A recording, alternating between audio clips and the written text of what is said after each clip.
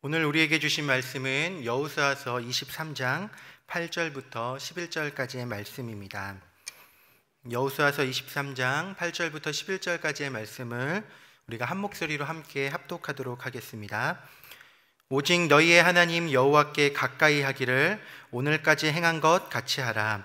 이는 여호와께서 강대한 나라들을 너희 앞에서 쫓아내셨으므로 오늘까지 너희에게 맞선 자가 하나도 없었느니라. 너희 중 한 사람이 1000명을 쫓으리니 이는 너희의 하나님 여호와 그가 너희에게 말씀하신 것 같이 너희를 위하여 싸우심이라. 그러므로 스스로 조심하여 너희의 하나님 여호와를 사랑하라. 아멘. 이 시간 가정에서 영상으로 예배 드리시는 우리 모든 성도님들에게 주님의 크신 은혜와 평안이 함께 하시기를 소망합니다. 예전에 제가 봤던 영화였는데 20일이라는 영화를 본 적이 있습니다. 이 영화는 어떤 책, 이 MIT 수학 천재들의 카지노 무너뜨리기라는 실화를 바탕으로 한 어떤 약간의 픽션이 가미된 소설인데요. 이 내용은 어떤 내용이었냐면은 이 MIT 공대들에 다니는 어떤 학생들이 카지노에 가서 돈을 따는 내용입니다. 그런데 이들이 자기만의 돈을 따는 어떤 비법을 만들어요. 이때 카지노에서 했던 게임이 블랙잭이라는 게임인데 우리가 잘 아는 대로 20일이라는 숫자에 가깝게 하는 사람이 이기는 게임입니다. 근데 이들이 했던 방식이 무엇이었냐면 머리가 좋다 보니까 카드를 다 암기를 하는 거예요. 사용했던 카드를 다 암기해가지고 카드를 카운팅을 해서 남아있는 카드가 뭐뭐뭐가 남아있고 그걸 확률적으로 계산을 해가지고 자신에게 가장 확률이 높을 때 큰 금액을 베팅하는 방식으로 이렇게 많은 돈을 따는 내용이었습니다. 이들이 이제 많은 카지노를 돌면서 이렇게 돈을 따니까 카지노에서는 이들을 의심하면서 그와 관련된 이런 여러 가지 에피소드들이 나오는 그런 내용이었는데요.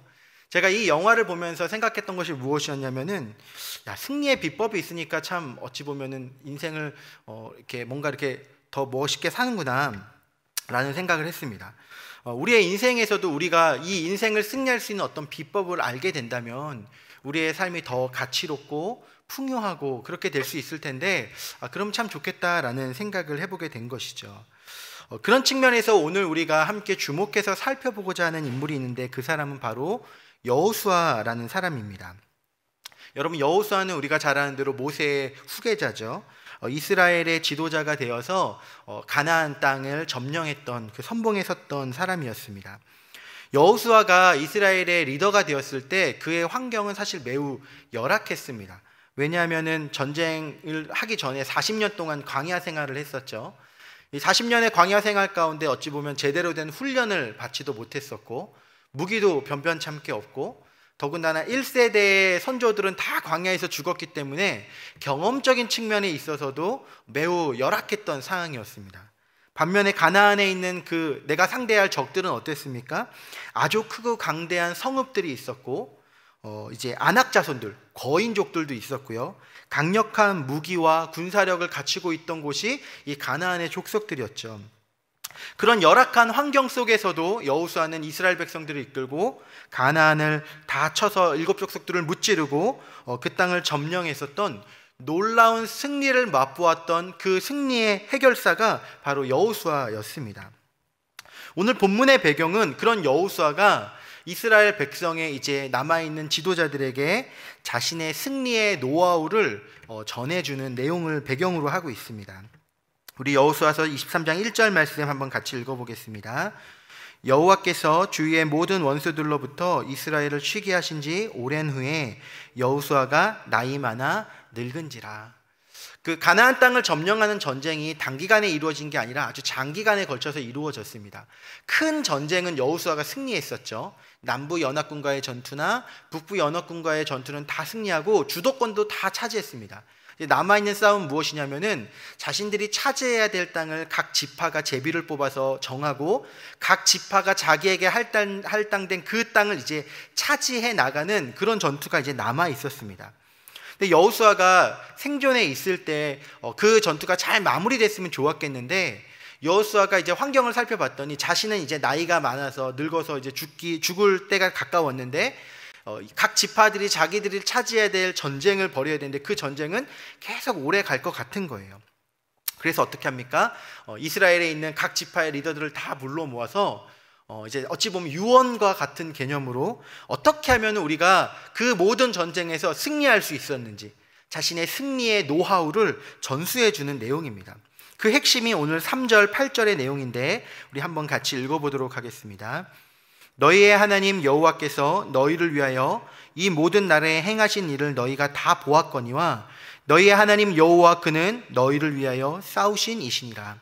오직 너희의 하나님 여호와께 가까이 하기를 오늘까지 행한 것 같이 하라. 아멘. 여호수아가 그 백성들을 불러 모으고 전했던 승리의 비결이 무엇입니까? 그건 바로 하나님을 가까이 하라라는 것이었습니다. 자신이 가나안에 있는 그 적들을 싸워 이길 수 있었던 그 비결이 무엇이냐면은 하나님이 앞장서서 싸우셨기 때문이라는 거예요. 하나님이 앞장서 싸우시면은 한 사람이 1000명도 능히 이길 수 있는 놀라운 역사를 이뤄낼 수 있다. 그렇기 때문에 하나님이 그 모든 승리의 주인공이시기 때문에 너희는 그 하나님을 가까이 해라. 이것이 승리의 비결이다라고 자신의 인생의 경험을 통과해서 지금 전하고 있는 것이죠. 여러분, 여호수아가 말하는 승리의 비결, 하나님을 가까이 해라 라는 말이 의미하는 것이 구체적으로 무엇일까요? 오늘 본문을 통해서 우리가 그것들을 함께 살피고 귀한 은혜를 함께 누리는 시간 되기를 원합니다. 첫 번째로 하나님을 가까이 한다라는 것은 하나님을 사랑하라라는 뜻입니다. 우리 11절 말씀 한번 같이 읽어보도록 하겠습니다. 그러므로 스스로 조심하여 너희의 하나님 여호와를 사랑하라. 여러분, 오늘날 우리가 하나님을 사랑하라라는 그 말씀을 들을 때 우리의 마음속에는 어찌 보면 쉽게 이미지화되는 부분들이 있을 것입니다. 우리는 예수님이 우리를 대신해서 십자가에 달려 죽으신 그 사랑도 맛봤고, 오늘날 우리는 하나님을 아빠 아버지라고 부르면서 어찌 보면 영적인 인격적인 교제들도 해나가고 있기 때문에 오늘날 하나님을 사랑하십시오 라고 말할 때 하나님과 친밀한 관계성을 이루라는 말이구나 라는 것들을 우리는 잘 쉽게 이해를 할 수가 있습니다. 그런데 구약을 살았던 시대의 사람들에게 하나님을 사랑하라 라는 말은 오늘날 우리에게처럼 그렇게 쉽게 다가오는 개념이 아니었습니다. 하나님은 두렵고 떨린 분이시죠. 죄인인 인간으로서 하나님 앞에 나아가면 다 심판을 받아서 죽게 되기 때문에 쉽게 가까이 할 수 있는 대상이 아니었습니다. 오늘날 우리처럼 하나님을 아빠 아버지라고 감히 부를 수도 없었고, 하나님과 어떤 영적인 소통을 하는 사람들은 하나님께서 부르신 어떤 특별한 소수의 사람들만 그런 어떤 하나님과의 교제를 이루었기 때문에 이 하나님을 사랑하라 라는 그 말을 들어도 이스라엘 백성에게는 그것이 무엇인지 그렇게 쉽게 체감되는 부분이 아니었던 것이죠. 그래서야 성경은요, 이스라엘 백성들에게 하나님을 사랑하는 것이 구체적으로 무엇인지를 아주 구체적으로 설명해 주고 있는데, 그 핵심이 바로 하나님의 계명과 관련되어 있었습니다. 우리 요한복음 14장 15절 말씀을 같이 한번 읽어보겠습니다. 너희가 나를 사랑하면 나의 계명을 지키리라. 하나님을 사랑하는 것이 무엇과 연결됩니까? 계명을 지키는 것과 연결되어 있다라는 것이죠. 출애굽기에서도 나를 사랑하고 내 계명을 지키는 자에게는 내가 천대까지 은혜를 베풀겠다라고 말씀하십니다. 예수님도 너희가 정말 나를 사랑하면 그 계명을 지켜야 한다라고 이렇게 말씀하시죠. 여러분, 우리가 하나님을 사랑할 때 우리에게 나타난 첫 번째 반응은 무엇이냐면 하나님의 말씀을, 그 하나님의 계명에 귀 기울이고 관심을 갖게 되는 것입니다. 여러분, 우리가 데이트를 하게 되면 그 데이트하는 사람의 말에 일단 주목하게 되지 않습니까? 뭐라고 말하는지, 더 말을 듣게 하려고 통화도 오랜 시간 장시간 하고 그러지 않습니까? 우리가 하나님을 사랑하게 되면요, 하나님의 이야기를 듣는 것에 우리의 마음과 시간과 정성을 이렇게 쏟게 되는 것이죠. 그래서 말씀도 많이 읽고요, 예배하는 자리, 하나님의 말씀을 듣는 자리에도 적극적으로 나아가게 되고요, 큐티나 기도의 시간, 하나님의 음성을 듣는 곳에도 적극적으로 나아가게 됩니다. 여러분, 우리가 하나님을 사랑한다라고 말하는데 실제적으로 내 삶 속에서 하나님과 소통을 하는 어떤 영적인 시간들을 갖고 있지 않다면, 그런 것들이 전혀 내 삶 속에 고려되어 있지 않은 채 있다면은 그 사람이 하나님을 사랑한다라고 말하는 것이 진짜가 아닐 가능성이 매우 높습니다. 왜냐하면 이것은 필연적으로 연결되어지기 때문입니다. 하나님을 사랑하는 자는 하나님의 말씀을 듣는 자리에 힘써서 적극적으로 나아가게 되는 것이죠. 더 나아가서 하나님을 사랑한다라는 것은 그 하나님의 말씀을 듣고 지키고 순종하는 것을 포함하고 있습니다. 여러분, 제가 결혼 생활을 하는데 아내에게 가장 많이 들었던 말이 무엇이냐면, 여보 나 사랑한다라고 하면서 왜 내가 말하는데 잘 안 들어요? 라는 말을 가장 많이 들었던 것 같습니다. 여러분, 사랑은 무엇을 포함합니까? 그 대상이 말하는 것을 적극적으로 듣고 따르는 것을 포함하는 내용인 거죠. 이 말은 하나님의 말씀을 우리의 삶의 기준으로 여기고 살아가는 것을 의미합니다. 기준이라는 것은 무엇입니까? 내 삶을 결정하는 어떤 판단 근거인 거죠. 우리가 하나님을 사랑하면요, 내 마음대로, 내 상황대로, 내 판단대로 어떤 상황에서 선택하는 것이 아니라 그 모든 선택의 상황 가운데 하나님의 말씀을 근거로 해서 판단하고 행동합니다. 어떻게 하는 것이 하나님이 기뻐하시는 뜻일까? 이 상황 가운데 하나님의 뜻은 무엇일까를 고민하면서 질문하고요, 하나님으로부터 받은 응답대로 순종합니다. 때로는 다른 길로 가는 것이 나의 이성적인 생각으로 볼 때 더 나에게 유리하다라고 판단될 수 있는 환경 속에서도 하나님이 나에게 말씀하시는 것이 다른 길이라면 그럼에도 불구하고 순종하며 나아가는 것이 하나님을 사랑하는 행동이 되겠죠. 그래서 여호수아는 이스라엘 백성들에게 적극적으로 하나님의 말씀에 순종할 것을 강조하고 있습니다. 오늘 6절 말씀 한번 같이 읽어보겠습니다.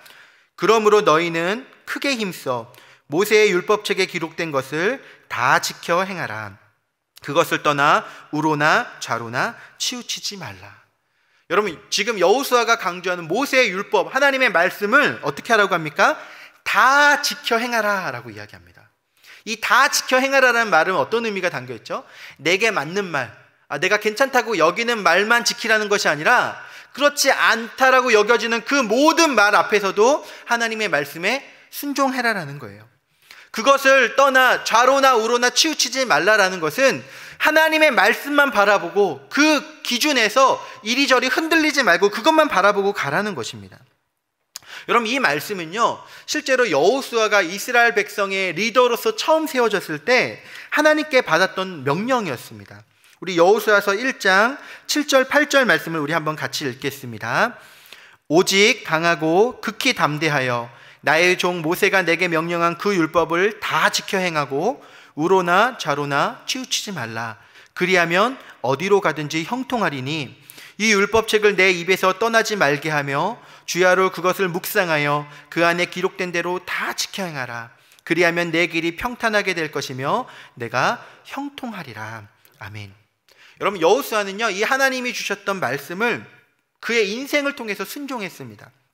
하나님의 말씀을 주야로 묵상하고 그 말씀대로 순종하고 그 말씀만 붙들고 나아갔죠. 그 결과 그가 경험했던 것은 무엇이었습니까? 그 힘들고 어렵고 열악한 환경 속에서도 하나님이 앞장서서 승리하게 해주시는 경험, 내 힘과 내 능력으로 일이 이루어지는 것이 아니라 하나님의 놀라운 능력으로 내 인생이 승리하게 되는 그런 삶을 경험했다라는 것이죠. 그렇기 때문에 그 백성들에게 진짜 승리의 길은 하나님을 사랑하고 그 말씀 붙들고 순종하며 나아가는 게 진짜 승리하는 길이야 라고 외치고 있는 것입니다. 여러분, 이 말씀은요, 이 여호수아가 말하는 승리의 비결은 구약시대 그 당시에 이스라엘 사람들에게만 적용되는 말씀은 아니겠죠. 오늘날 우리가 믿고 있는 하나님 어떤 분이십니까? 동일하신 하나님이십니다. 우리가 이 세상을 살아가는 가운데 오늘날 과학기술, 우리의 어떤 인간의 이성으로 다르게 판단하고 생각하는 게 훨씬 더 나에게 유리하고 합리적이라고 여길 수 있는 수많은 상황을 우리가 만나게 될 것입니다. 그런데 그런 우리의 인생 가운데서 진짜 승리하는 길은 무엇입니까? 하나님의 말씀을 붙들고 그 말씀에 순종하며 나아갈 때 우리의 생각을 넘어서는 하나님의 놀라운 역사를 우리가 경험하는 승리하는 인생이 될 수 있다는 것입니다. 우리가 정말 하나님만 붙들고 그분 바라보면요, 하나님의 우리의 삶을 책임져 주십니다. 우리를 지키시고 보호해 주시는 것입니다. 그래서 시편 기자는 시편 91편 14절에서 이렇게 고백했습니다. 하나님이 이르시되 그가 나를 사랑한즉 내가 그를 건지리라. 그가 내 이름을 안즉 내가 그를 높이리라. 진짜 하나님과 친밀한 관계 속에서 하나님을 가까이 했던 사람들은요, 하나님을 사랑하는 가운데 동일하게 이야기하는 거예요. 하나님을 사랑해서 하나님의 말씀을 붙들고 주님만 바라보고 나아갔더니 진짜 하나님이 우리 인생을 책임져 주셨습니다. 이 고백을 하는 것이죠. 여러분, 우리가 성도라고 불리고 있지 않습니까? 이 성도는 어떤 사람입니까? 하나님의 성령이 그 안에 함께하는 사람입니다.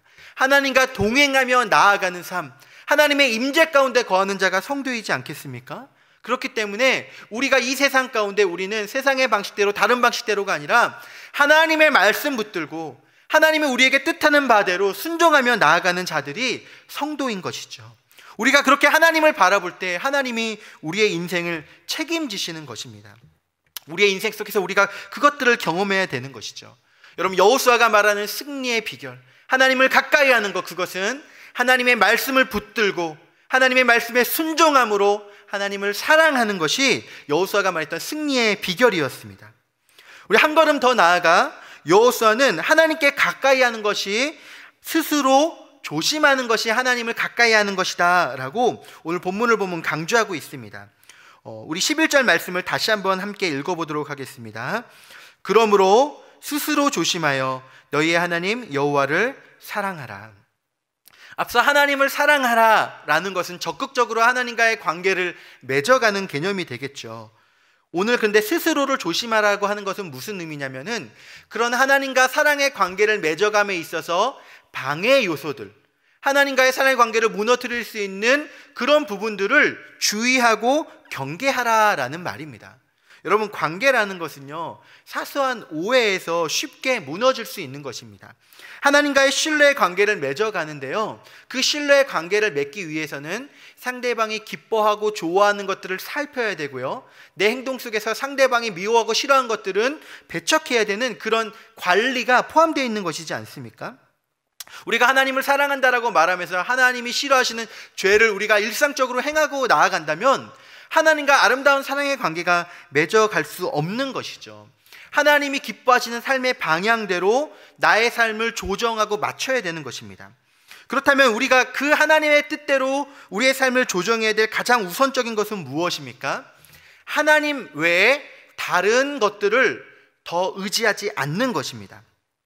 이것들을 우상이라고도 하는 건데요, 어찌 보면 우리가 너무나 당연한 것이지 않습니까? 하나님과 사랑한다라고 하면서 누군가와 사랑을 한다라고 하면서 그 대상 외에 다른 대상과 양다리를 걸치고 그 대상 외에 다른 대상을 더 신뢰하며 나아간다면 진짜 헌신적인 사랑의 관계가 맺어질 수 없는 것이죠. 여러분, 여호수아는 이스라엘 백성들에게 지금 무엇을 강조하고 있냐면 너희가 정말로 하나님을 사랑하기 위해서 너희 스스로를 조심해야 되는데 그 첫 번째 과정이 하나님 외에 다른 우상들을 다 배격하는 것이다 라고 이야기를 합니다. 우리 7절 말씀 한번 같이 읽어보겠습니다. 너희 중에 남아있는 이 민족들 중에 들어가지 말라. 그들의 신들의 이름을 부르지 말라. 그것들을 가리켜 맹세하지 말라. 또 그것을 섬겨서 그것들에게 절하지 말라. 한마디로 얘기하면 우상 숭배하지 말라라고 이야기하고 있는 것입니다. 여러분, 이 우상 숭배를 하지 말라는 메시지는요, 이스라엘 백성들이 가나안 땅에 정착해서 나중에 멸망하게 될 때까지 모든 선지자들이 나와서 공통적으로 했던 지적이 이 지적입니다. 우상을 숭배하지 말라. 하나님만을 바라봐라. 여러분, 근데 이게 사실 너무나 어이없지 않습니까? 왜냐하면 이스라엘 백성이 어떤 민족입니까? 출애굽의 은혜를 경험했던 민족이었습니다. 40년의 광야 생활 가운데 하나님께서 불기둥과 구름기둥으로 함께 하시고 만나와 메추라기를 내려주시고 가나안 땅을 승리하는 그 전쟁 가운데 놀라운 하나님의 기적을 맛봤던 민족들이 이스라엘 백성들입니다. 상식적으로 생각해 볼 때 이런 하나님과 밀접하게 관련돼 있고 그 모든 풍습이 하나님께 향해 있는 민족들이 하나님을 떠나서 다른 신들을 섬긴다는 게 사실 쉽지 않은 일이죠. 그럼에도 불구하고 하나님은 반복해서 우상 숭배하지 말라고 이야기하고 있습니다. 왜 이런 이야기를 하냐면 실제적으로 이스라엘 백성들이 하나님을 믿는다라고 하면서 우상 숭배적인 삶을 계속적으로 살아왔기 때문이에요.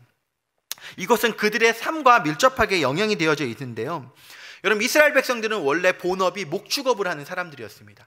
양떼, 소떼들을 데리고 다니면서 목초지를 찾아서 먹이고 그것들을 통해서 살아갔던 사람들이었죠. 그런데 하나님의 인도하심 가운데 가나안 땅이란 곳을 차지해서 이제는 정착 생활을 하게 됐습니다. 이제는 예전의 방식대로 목축업으로 살 수 있는 환경이 아니게 됐어요. 농사를 지어서 그 농사 수확물을 통해서 먹고 살아야 되는데 농사의 경험이 없는 사람들이다 보니까 자연스럽게 가나안 땅에서 사람들이 농사를 지었던 것들을 보면서 배우게 되는 거예요. 근데 자세히 봤더니 이 가나안 사람들이 농사를 할 때 섬겼던 신들이 무엇이냐면은 바알신과 아세라신이었습니다. 여러분, 이 당시 이스라엘 민족이 살았던 가나안 땅의 기후는요, 비가 제때 오지 않으면 그 한 해의 농작물이 다 망가지는 구조입니다. 제때 비가 오지 않으면 작물을 할 수 없는 환경이에요. 그래서 이들은 어떻게 했냐면 비를 내려주는 신을 섬겼습니다. 그 신이 누구냐면은 바알 신이었습니다. 비와 번개를 내리는 신이죠.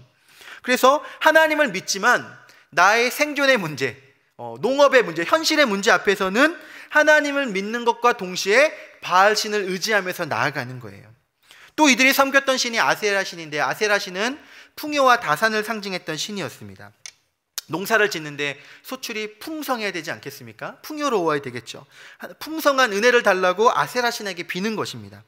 그리고 예전에 목축업을 할 때는 노동력이 그렇게 많이 필요하지 않았어요.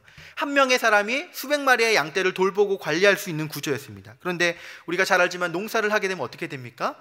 많은 노동력이 필요합니다. 그러니까 자연스럽게 많은 사람들이 필요하고 많은 다산을, 아들을 낳게 해주는 그 신을 섬기는 거예요. 그러니까 하나님을 일상적으로는 믿습니다. 예배도 드려요. 하나님께 제사도 다 드립니다. 그런데 나의 생존의 문제와 관련해서는 하나님을 믿는 동시에 바알 신도 섬기고 아세라 신도 섬기는 이중적인 모습을 보였다라는 것이죠. 이것은 다시 말하면 무엇을 의미합니까? 전적으로 하나님을 신뢰하는 삶을 살지 않았다라는 것을 의미합니다. 여호수아가 지금 이스라엘 백성들에게 강조하고 있는 위험성은 무엇이냐면은, 너희가 정말로 하나님을 믿는다는 것은 하나님만을 전적으로 신뢰하는 것이다. 우리가 승리할 수 있는 비결, 우리가 이 땅 가운데 승리했고 살아갈 수 있는 유일한 비결은 유일한 승리의 길이신 하나님만을 바라보는 것이고 그분만을 의지하는 것이고 그분을 따르는 것인데, 너희가 하나님을 믿는다고 하면서 그분 외에 다른 것들을 함께 믿게 되면은 그것은 하나님 앞에서 능력 있는 삶을 살 수 없다라고 지금 강조하고 있는 거예요. 여러분, 그런데 사실 이러한 유혹은요, 우리의 삶 속에서도 너무나 빈번하게 찾아옵니다. 우리 하나님을 믿고 살아가죠. 그런데 우리의 삶 속에 어떤 위기가 생겼을 때, 문제가 생겼을 때 하나님을 의지하기보다는 현실적인 필요를 더 찾을 때가 있습니다. 돈을 더 의지하게 되고요, 나에게 도움을 줄 인맥, 사람들을 더 의지하게 되고요, 어떤 문제를 해결해 줄 높은 권력을 하나님보다 더 우선적으로 여기며 그것들을 의지하는 경향이 우리에게 있지 않습니까? 여러분, 우리가 하나님을 믿는다고 하지만 우리의 마음속에 나도 모르는 사이에 하나님보다 다른 것들을 더 의지하는 마음을 갖고 있다면 그것이 하나님의 이야기하는, 지적하는 우상숭배와 다를 바가 없다라는 거예요. 여호수아가 또 우리에게 조심해야 될 것에 대해서 이야기하고 있는데, 그것은 이 세상의 문화와 가치관에 대한 경계입니다. 우리 12절 13절 말씀 같이 한번 읽어보겠습니다. 너희가 만일 돌아서서 너희 중에 남아있는 이 민족들을 가까이하여 더불어 혼인하며 서로 왕래하면 확실히 알라. 너희 하나님 여호와께서 이 민족들을 너희 목전에서 다시는 쫓아내지 아니하시리니 그들이 너희에게 올무가 되며 덫이 되며 너희의 옆구리에 채찍이 되며 너희의 눈에 가시가 되어서 너희가 마침내 너희의 하나님 여호와께서 너희에게 주신 이 아름다운 땅에서 멸하리라. 아멘. 여러분, 하나님은요, 이스라엘 백성들이 하나님을 온전히 신뢰하는 백성들이 되기 원하셨습니다. 애초에 하나님이 가나안 땅으로 이스라엘을 인도하신 이유와 목적이 무엇입니까?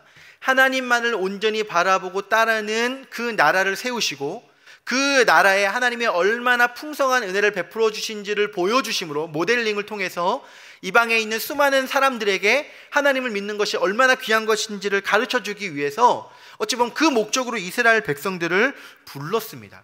그럼 이스라엘 백성은 그 땅 가운데 어떤 방식으로 살아가야 되는 것입니까? 하나님을 신뢰하며 하나님의 가치관과 하나님이 말씀하시는 그 질서대로 살아가야 되는 것이죠. 그런데 이스라엘 백성들은 그곳에서 어떤 실패를 했습니까? 하나님의 방식대로 살아가기보다는 자신의 눈에 보이는, 남겨져 있는 가나안 사람들의 풍습과 환경들을 받아들여서 그 문화에 적응돼서 살아가게 됐다라는 거예요. 여러분, 하나님이 어찌 보면 가나안 땅을 점령하실 때 매우 잔혹한 명령을 내리십니다. 그 땅에 있는 백성들을, 거민들을 다 칼로 죽여라, 멸해라, 그리고 다 쫓아내라 라고 이야기하십니다. 그 이유가 무엇입니까? 그들이 남아있게 되면은 필연적으로 이스라엘 백성들이 그들로부터 영향을 받아서 하나님의 질서와 가치관에서 멀어지게 될 것을 아셨기 때문에 철저하게 구분되고 분리될 것을 이야기하고 있는 거예요. 여러분, 우리가 하나님을 믿는다라고 할 때 우리에게 주어지는 전제는 무엇이냐면은, 하나님을 믿는다라는 것은 하나님의 방식대로 성경이 말하고 있는 그 가치관대로 이 세상을 싸워 가겠습니다라고 고백하는 것입니다. 그런데 세상은요, 오늘 우리에게 수많은 방식으로 유혹을 합니다. 수많은 매스미디어들과 세상의 가치관은요, 하나님의 가치관이 아닌 세상의 방식이 진리라고 우리에게 가르칩니다. 여러분, 대표적인 예가 바로 동성애이지 않습니까? 성경은 여러 과정을 통해서 동성애가 명백한 죄이고 하나님이 가증히 여기시는 것이라고 이야기합니다. 그런데 오늘날 세상은 우리에게 어떻게 가르칩니까? 그것은 동성애는 죄가 아니다라고 가르칩니다. 성적인 취향일 뿐이고 오히려 용기 있고 소신이 있는 행동이고 그거는 괜찮은 거야 라고 긍정적으로 가르칩니다. 오늘날 교회를 다니는 많은 청소년들, 아이들이요, 이 세상에서 이야기하는 매스미디어와 세상의 문화들과 교육들에 많이 노출되어 있어서 이 아이들이 교회를 다니면서도 동성애를 긍정적으로 여기는 아이들이 너무도 많습니다. 분별되지가 않는 거예요. 왜냐하면 세상으로부터 영향을 받고 있기 때문에. 여러분, 우리가 이 세상 가운데 정말 하나님을 사랑하고 하나님을 가까이 하고 하나님이 기뻐하시는 뜻대로 살아가기 위해서는요, 이 세상의 문화가 나를 압도하지 않도록 구별됨이 필요합니다. 하나님을 사랑한다고 하면서 세상의 문화를 너무 즐기는 것은 사실은 무너지는 길이죠. 술을 즐기고 담배를 즐기고 세상의 많은 유흥 문화를 즐기고 세상의 쾌락을 하나님보다 더 기뻐하며 즐거워하며 나아가면은 하나님을 사랑하는 마음이 있다 할지라도 어느샌가 미혹돼서 무너지게 될 수 있는 거예요. 그래서 우리가 집중해야 되는 것은 무엇입니까? 하나님의 가치관과 방식을 묵상하고 살피고 그것들을 집중해서 우리의 삶이 그 가치관대로 흘러갈 수 있도록 구별된 삶을 살아가는 노력들이 필요하다라는 것이죠. 여러분, 오늘날 그런 문화들이, 세상의 방식들이 오늘날 교회에도 많이 침투해 있습니다. 제가 청소년 사역을 하지 않았습니까? 청소년 사역을 하는데요, 아이들이 시험 기간만 되면은 출석률이 진짜 한 20%는 줄어듭니다. 이유가 무엇이냐면 시험 공부를 해야 되기 때문에, 그때가 되면 학원이 특강을 하기 때문에, 혹은 여러 공부를 해야 되기 때문에 예배는 잠깐 드리거나 아니면은 나중으로 미루고 우선순위가 바뀌어져 있는 거예요. 그 이유가 무엇입니까? 그렇게 공부를 해서 돈을 벌고 좋은 직장에 들어가는 것이 하나님을 믿는 것보다 내 인생을 더 성공스럽게 여기는 길이다라고 생각하고 있기 때문입니다. 어느샌가 그렇게 미혹되어 있는 것이죠. 더 슬픈 것은 무엇이냐면은 하나님을 믿는 자녀들의 부모님들이 그걸 용인하는 거예요. 어쩔 수 없는 거야. 학원 때문에 어쩔 수 없는데 이해해 주세요 라는 얘기를 제가 사역할 때 참 많이 들었던 것 같습니다. 너무나 슬픈 일이죠. 우리도 모르는 사이에 어느샌가 세상의 문화가 우리를 잠식하고 있다는 거예요. 그럴 때일수록 우리 성도들은 어떻게 살아야겠습니까? 하나님의 말씀을 붙들고 스스로를 조심해야 합니다.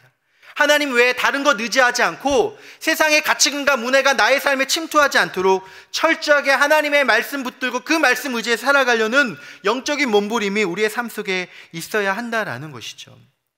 여러분, 말씀을 마무리하겠습니다. 여러분, 여호수아가 지금 이스라엘 백성들에게 전하는 메시지는요, 그의 노년에 어찌 보면 유언과 같은 이야기를 하는 것입니다. 이 여호수아가 그 삶을 살아가는 동안에 얼마나 해주고 싶은 말이 많겠습니까? 이스라엘 백성들에게 해줄 수 있는 말이 얼마나 많겠습니다. 그런데 그 모든 말들을 압축해서 여호수아가 백성들에게 전하는 핵심이 무엇입니까? 하나님을 가까이 하는 것이 승리의 비결입니다. 하나님의 말씀 붙들고 하나님의 말씀에 순종하며 나아가는 것이 승리의 비결입니다. 하나님 외에 다른 신 섬기지 않고 하나님 외에 다른 문화가, 세상의 문화가 우리를 틈타지 않도록 지키는 것이 승리의 비결입니다. 이것을 기억하십시오 라고 우리에게 이야기하는 것이죠. 사랑하는 성도 여러분, 이 말씀이 오늘날 우리에게 주어지는 동일한 여호수아의 유언입니다. 우리가 이 세상 가운데 살아가는데 승리하기 위해서 돈이 필요한 것이 아니고요, 어떤 물질이 필요하고 다른 어떤 무언가가 필요한 것이 아니라 우리가 붙들어야 될 것은 무엇입니까? 유일하신 하나님 붙들고 나아가는 것입니다. 그러면 하나님이 우리의 인생을 책임져 주시는 거예요.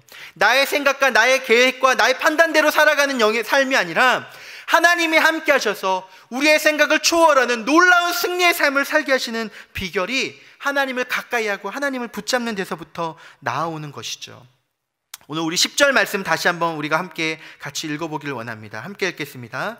너희 중 한 사람이 1000명을 쫓으리니 이는 너희의 하나님 여호와 그가 너희에게 말씀하신 것 같이 너희를 위하여 싸우심이라. 여러분, 하나님 믿으면 한 명이 1000명을 쫓아낼 수 있다고 합니다. 이건 비유적인 표현이죠. 하나님이 앞장서서 싸우시면 1000명이 아니라 10,000명이 아니라 그 어떤 일이라도, 어떤 위기라도, 어떤 문제라도 하나님이 앞장서서 나아가시면 그 가운데 승리할 수 있게 되는 거예요. 여러분, 하나님과 동행하는 삶을 살았던, 하나님을 가까이 했던 그 모든 사람들은 다 비슷한 고백을 합니다. 다윗도 비슷한 고백을 해요. 시편 73편 28절 이렇게 한번 같이 읽어보겠습니다. 하나님께 가까이함이 내게 복이라. 내가 주 여호와를 나의 피난처로 삼아 주의 모든 행적을 전파하리로다. 수많은 왕과 어떤 여러 가지를 경험했던 그 다윗도 고백하는 것이 무엇입니까?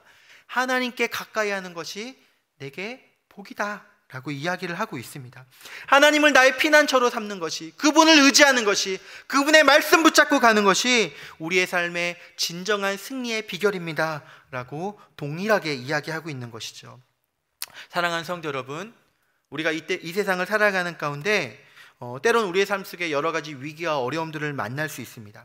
하나님이 살아계시지 않는 것 같고, 하나님을 믿고 의지하며 나아가는 것은 너무나 비과학적이고 비이상적인 것처럼 여겨지는 세상을 우리가 만나고 살아가고 있는 중에 있습니다. 그렇지만 그럼에도 불구하고 우리가 성도로 살아가는 것은 무엇입니까? 하나님이 살아계시고, 하나님이 이 모든 우주 만물을 창조하시고 다스리시는 분이시고, 그 하나님이 우리의 삶과 동행하실 때 우리의 모든 문제와 우리의 모든 환경과 우리의 모든 것들을 하나님이 선한 길로 이끄시고 승리케 하신다. 이걸 믿으면서 살아가는 것이 성도이지 않습니까? 여러분, 우리 안에 그런 결단이 있기를 원합니다. 하나님, 내가 하나님을 신뢰하겠습니다. 하나님과 매일매일 사랑의 관계를 맺어가기 원합니다. 하나님의 말씀을 묵상하고 그 말씀에 순종하기 위해서 몸부림치는 그 결단이 있기 원합니다. 하나님, 내가 주님을 온전히 사랑하기 위해서 하나님 외에 다른 것 의지하지 않고 나의 모든 삶 속에서 세상의 가치관과 문화가 틈타지 않도록 나를 지키겠습니다. 이런 결단 가운데 나아갈 때 하나님이 우리의 인생을 책임져 주시는 거죠. 사랑하는 성도 여러분, 어찌 보면 우리 인생이 너무 짧지 않습니까? 하나님의 말씀에 순종하면서 우리가 나아갈 때 이 짧은 인생 가운데 놀라운 하나님의 기적의 역사가 일어날 것입니다. 코로나로 인해서 사실은 많은 위기가 우리에게 오고 있습니다. 하나님을 가까이 하는 것이 가장 능력인데 어느샌가 하나님이 점차적으로 멀게만 느껴집니다. 예배를 드리는데요, 처음에 마음과 다르게 어느샌가 형식적인 예배가 드려지게 되죠. 영상으로 드리는 것이 어쩔 수 없는 환경이었지만 그것이 점점 우리의 마음을 연약하게 하고 하나님을 찾지 못하게 하고 있지 않습니까?